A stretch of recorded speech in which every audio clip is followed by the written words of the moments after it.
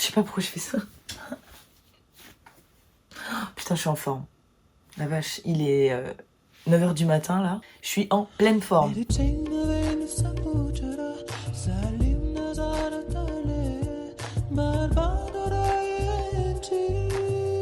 Hello l'équipe, on se retrouve aujourd'hui pour une vidéo un peu particulière. J'ai le droit de dire ça parce que je suis une youtubeuse. Et en plus de ça, aujourd'hui j'ai 25 ans. Le 13 janvier 2021, je fête mon quart de siècle avec vous les gars. Alors c'est bizarre 25 ans. On s'attend à de grands changements, une grande évolution. On s'attend à passer un cap vers l'âge adulte genre. Et ben pour moi c'est aujourd'hui. Le 13 janvier dernier, je fêtais mes 24 ans avec un tas de mes amis les plus chers. Mais aussi un tas de personnes dont je me suis débarrassée depuis. C'était la première fois que je fêtais mon anniversaire. Du coup j'avais voulu faire les choses en grand. J'avais privatisé un bar, invité toutes les personnes du monde, honnêtement, mais parce que j'avais la pression. C'était la première fois que j'ai organisé mon anniversaire, à Paris, d'autant plus, et du coup il fallait que je marque les annales, quoi. Mais j'ai rien marqué du tout, hein. Honnêtement, éclaté. Lors de mes études supérieures, donc de mes 19 ans à mes 23 ans, c'était plutôt facile. J'avais juste à inviter ma bande de copines de l'école, et puis on fêtait ça, petit apéro, on finissait sûrement dans des bars dansant, c'était plutôt simple. Au lycée, c'était plus compliqué. Je vivais toujours chez mes parents, avec qui j'avais une relation un peu particulière, et donc j'avais jamais le droit d'inviter des gens, donc je le fêtais pas en fait. J'essaie de me souvenir d'avoir fêté mon anniversaire, ou alors je pense qu'on devait mentir ou aller en boîte, mais pour une autre occasion, et puis on disait « Ah bah tiens, en plus c'est l'anniversaire de... » Tu vois ? C'était on sortait, et en plus la petite spice, c'était que c'était l'anniversaire de Morgane. Du coup on se faisait certainement payer des verres ou j'en sais rien, mais on ne le fêtait pas à proprement parler quoi. Ou en tout cas, moi je ressentais pas ça comme ma fête d'anniversaire. Au collège, on m'avait organisé un anniversaire surprise. Alors déjà c'était horrible parce que pendant une semaine voire deux, plus personne ne me parlait au collège. C'est-à-dire que déjà que j'étais extrêmement timide, c'était très compliqué pour moi d'avoir des potes. Plus personne me parlait, franchement. Pendant 2 semaines, ils étaient tous en train de faire des messes basses de leur côté. Personne ne venait discuter avec moi. Alors avec le recul, on a du mal à garder un secret quand on a cet âge-là, mais c'est pas une raison. Le but d'un anniversaire surprise, c'est de me faire plaisir, c'est pas de me faire sentir rejetée pendant 2 semaines. Concentrez-vous. Et puis le jour même, mon père m'avait fait me promener dans toute la ville pour aller acheter du pain, enfin bref, des détails à la con. Quand je suis arrivée chez ma mère, j'étais dégoûtée. Franchement, j'étais énervée de fou. Et la surprise! Et j'étais genre... Oh non, mais en plus, ils m'ont fait la gueule toute la semaine, j'ai pas du tout envie de les voir. Enfin, c'était pas cool.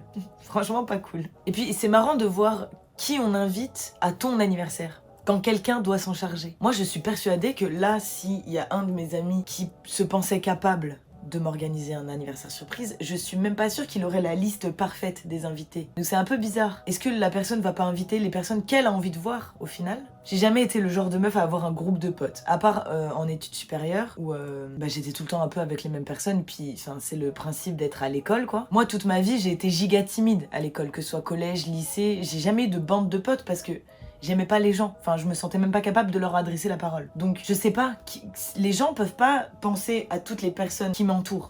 Non pas qu'elles soient énormément, hein. Enfin là ça s'est énormément calmé depuis 2020, s'il y a bien quelque chose que j'ai accompli en 2020, c'est alléger mon carnet d'adresses. Mais n'empêche que j'ai toujours des potes qui appartiennent à aucun groupe. Vous savez, qui flottent un petit peu. Soit je les vois eux et moi, soit il faut que je les incruste dans des trucs, mais en tout cas nos relations elles sont particulières, on fait pas partie d'une bande.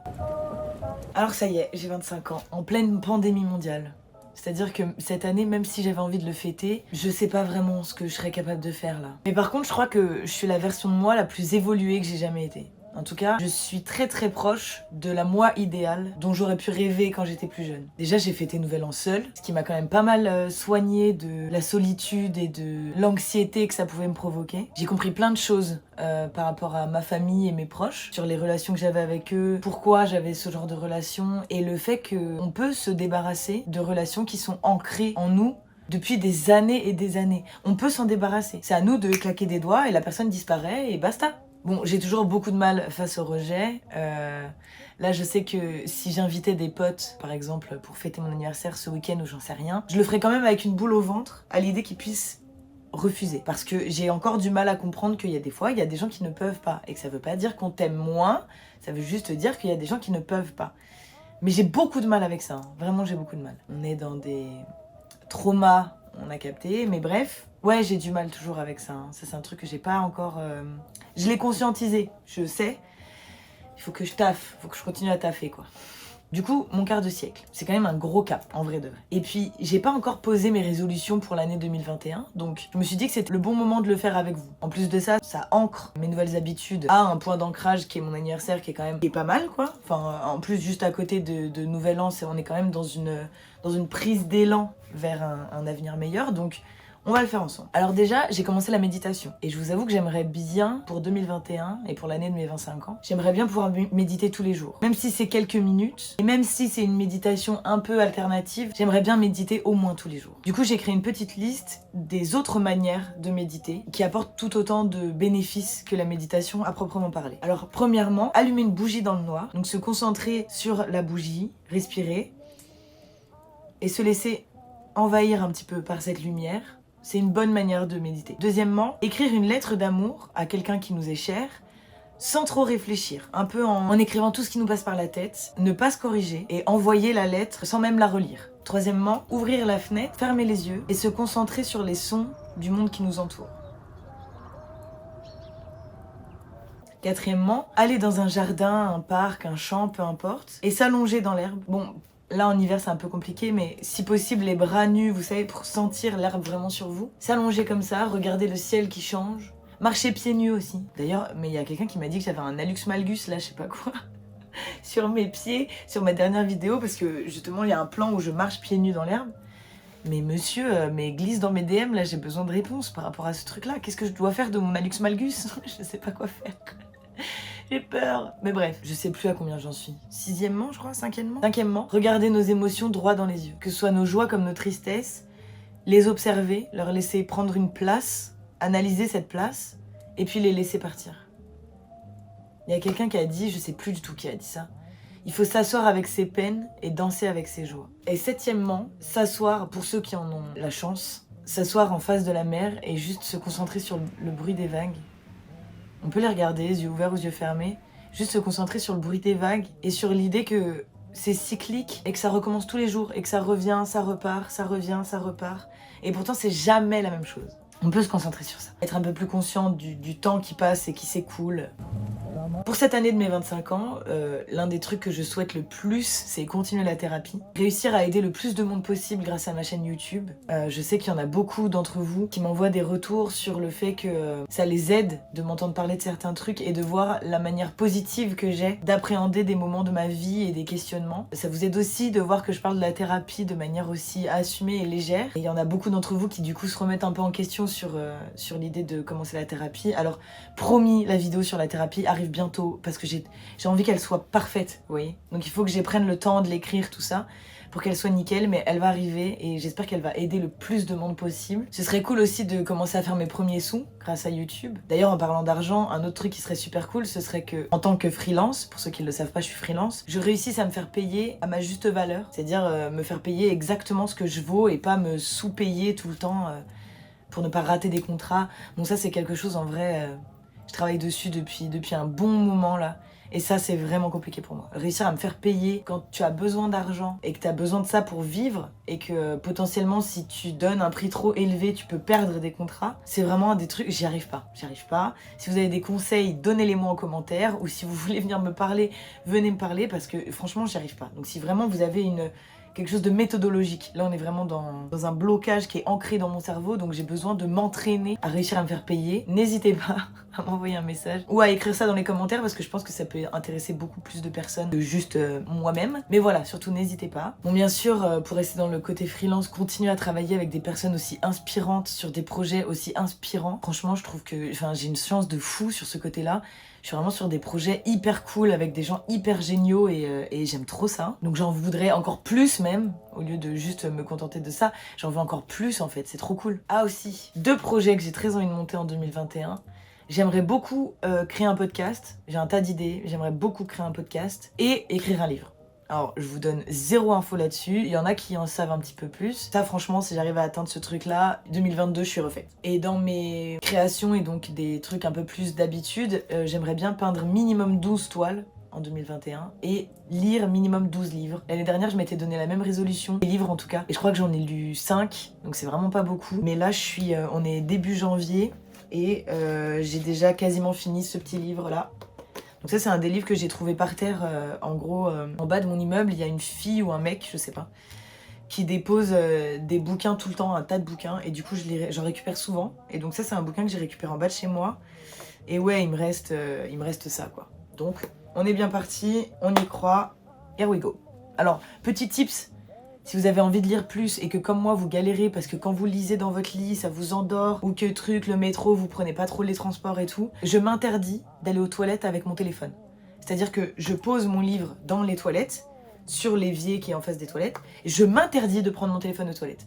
Ce qui fait que même quand c'est une petite commission de tout petit truc, et ben au lieu de geeker pendant 1 minute et demie, et ben je lis une page. Et ça m'aide vraiment beaucoup. C'est le petit tips pause caca, on adore. Et bien sûr, continuer de voyager toute seule. Alors j'espère que le Covid et mes finances me permettront de partir dans un autre pays. J'adorerais partir dans un autre pays. Alors j'avais aussi dans cette vidéo envie de vous parler de mon rapport au temps. Déjà, vous avez le temps, rassurez-vous. On a toujours l'impression que le temps passe trop vite, trop lentement, vous savez qu'il nous dépasse un petit peu. En vrai de vrai, vous avez le temps. Vous avez le droit de prendre du temps. Vous avez le droit de choisir de consacrer votre temps à ce que bon vous semble. Vous faites ce que vous voulez. Dans le bouddhisme, il y a un terme que j'adore, c'est l'impermanence. Alors l'impermanence, c'est juste l'idée que rien n'est définitif. Que tout est toujours en mouvement, que tout se transforme, que tout est amené à évoluer. Que ce soit la nature, le sang dans nos veines qui est constamment en train de tourner, que ce soit notre corps même, que ce soit nos relations, nos pensées, les situations, rien n'est définitif. Rien n'est jamais définitif. Tout a une fin. Alors oui, ça peut causer de la souffrance quand on se dit que des moments merveilleux cesseront forcément un jour. Mais quand on prend le concept dans l'autre sens, ça veut aussi dire que les situations désagréables ont une fin. Et que donc notre tristesse la plus ultime, que ce soit un chagrin d'amour, que ce soit un deuil, une perte, quelle que soit notre détresse, elle a une fin. Alors, il est difficile d'avoir un contrôle total sur les situations et sur ce qu'on ressent, mais une fois l'émotion comprise, on peut essayer de passer à autre chose. En tout cas, on peut engendrer des petits boosts qui peuvent nous aider à avancer vers le mieux. Je m'explique. Quand j'ai plus de motivation et très peu d'espoir, j'essaye de repenser à l'effet papillon. L'effet papillon, c'est l'idée qu'un battement d'aile de papillon à un bout du monde peut provoquer une tornade à l'autre bout de la Terre. Et quand on réfléchit comme ça, on peut se dire que peu importe la grandeur des actions qu'on va entreprendre et l'énergie qu'on va réussir à mettre dedans, ça peut tout changer. Que ce soit arrêter de binge-watcher Netflix toute la journée, que ce soit couper son téléphone quand on se rend compte que on est sur TikTok depuis 2 heures, que ce soit aller faire une promenade, que ce soit juste s'asseoir, se regarder dans le miroir, se regarder pleurer un bon coup et souffler et se dire ok, c'est bon, hop, on y va, on repart. Que ce soit essayer quelque chose de nouveau, se mettre à la peinture, j'en sais rien, s'écrire une lettre à soi-même, écrire tout ce qui nous passe par la tête, nous écrire un poème, peindre sur nos murs, ça peut être n'importe quoi. La plus petite impulsion peut donner naissance au plus grand saut de notre vie. En réalité. Et même si on trébuche et que ça fait mal, et qu'on retombe mal de notre saut, et que bon, on avait mis tout notre espoir dans quelque chose qu'on allait commencer, et puis au final cette chose marche pas, et ben c'est pas grave en fait. Parce que dans ces moments-là où on n'a plus espoir en rien, on peut avoir espoir dans le temps. Si on fait confiance au temps, le temps il lave tout. Le temps il lave tout. Le temps c'est un gros cours d'eau qui parfois est plus violent que d'autres, qui parfois coule plus vite que d'autres, qui parfois est super calme. Oui, la vie peut être un long fleuve tranquille. De temps en temps, ça peut être un long fleuve tranquille. Quand pendant 5 minutes, on s'assoit, je sais pas, en haut de Montmartre, et qu'on regarde la vue, et qu'on prend conscience qu'on existe, ça peut être un long fleuve tranquille. Alors c'est peut-être un court fleuve tranquille, je suis d'accord. Mais c'est possible, en tout cas. Le temps nous le permet. Autre petit tips, je sais pas pourquoi j'ai envie de vous réconforter dans cette vidéo. J'ai l'impression que vous avez besoin de vous réconforter. Peut-être que c'est moi qui ai besoin de me réconforter moi-même. Parce que j'ai 25 ans là, les gars. Ça fait mal. Mais bref. Autre petit tips, si vous tombez sur des heures miroirs, des types 11h11, 19h19, 20h20, on s'en fout. Arrêtez de vous dire que quelqu'un pense à vous. Arrêtez de vous rendre heureux en fonction des autres. Moi, les heures miroirs, c'est un signe de l'univers. C'est une petite table de l'univers. Alors, je vous parlerai de ma foi en l'univers et de tout ça dans une autre vidéo. Parce que franchement, c'est un sujet où je vais pouvoir parler des heures. Mais c'est une petite tape sur l'épaule de l'univers qui dit: t'inquiète, t'es exactement où tu dois être, au moment où tu dois l'être. Il n'y a pas de mauvais timing. Quand je vois une heure miroir, je me dis, ah, ok, que je sois en train de penser à quelque chose, ou que je sois entourée de certaines personnes, ou que, par exemple, j'ai décidé de sortir, et puis tac, je regarde l'heure, il est très... C'est l'univers qui me dit, keep going. T'es en train de faire exactement ce qu'il faut que tu fasses. Et ça peut être juste dans tes pensées. Peut-être que avant de prendre mon téléphone, j'étais en train de me dire, putain, mais qu'est-ce que j'ai bien fait de quitter mon ex. Hop, téléphone, 17h17. Pour moi, c'est l'univers qui me dit, mais oui, commence à réfléchir comme ça, ou en tout cas à penser à moi.